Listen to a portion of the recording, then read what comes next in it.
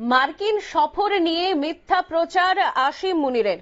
আমেরিকার সেনা দিবসে আমন্ত্রণ পায়নি পাকিস্তান, বিবৃতি দিয়ে জানালো হোয়াইট হাউস। বিস্তারিত জানবো, টেলিফোন লাইনে যুক্ত হয়ে গেছেন আমাদের প্রতিনিধি সৌম্য মুখার্জি। সৌম্য, কি বলবে বিষয়টা নিয়ে?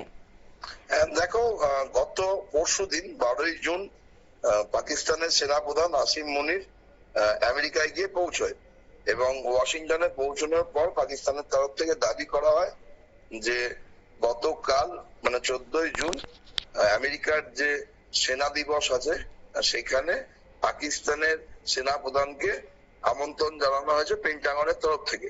বিষয়টি নিয়ে পাকিস্তানের তরফ থেকে গোটা বিশ্বজুড়ে প্রচার করা হয় যে সেই সেনা দিবসের অনুষ্ঠানে পাকিস্তানের সেনাপ্রধান উপস্থিত থাকবেন এবং এই ব্যাপারে তাদের সাথে আমেরিকার কি কত ঘনিষ্ঠ সম্পর্ক সেটাও প্রচার করা হয়।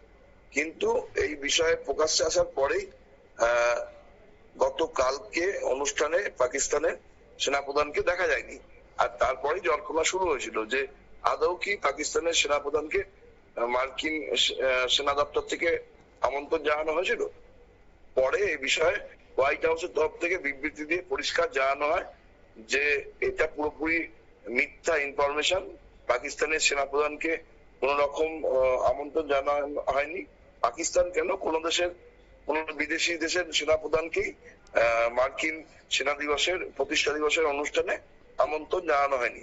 এটা পুরোপুরি দেশের আভ্যন্তরীণ আধিকারিক সেনা আধিকারিকদের নিয়ে অনুষ্ঠানটি হয়েছে।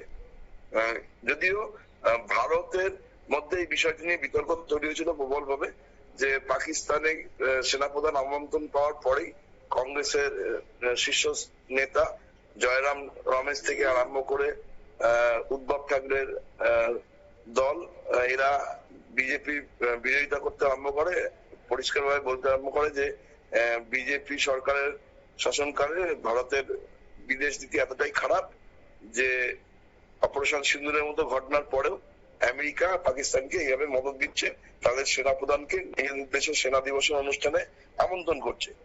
তবে এখন এই বিষয়টা স্পষ্ট হয়ে গেল যে পাকিস্তানের সেনাপ্রধানকে কোনোভাবেই আমেরিকার তরফ থেকে তাদের সেনা দিবসের অনুষ্ঠানে হাজির থাকার জন্য আমন্ত্রণ জানানো হয়নি। পাকিস্তানের পক্ষ থেকে একটা মিথ্যা ন্যারেটিভ তৈরি করার চেষ্টা হয়েছিল, যেটা হোয়াইট হাউসের তরফ থেকে বিবৃতি দেওয়ার পর স্পষ্ট হয়ে গেছে। আর ফলে এটাতে পাকিস্তানের মুখ পড়েছে বলেই মনে করছে আন্তর্জাতিক সম্পর্ক বিশেষজ্ঞরা। আমেরিকা। অনেক ধন্যবাদ সৌম্যকে।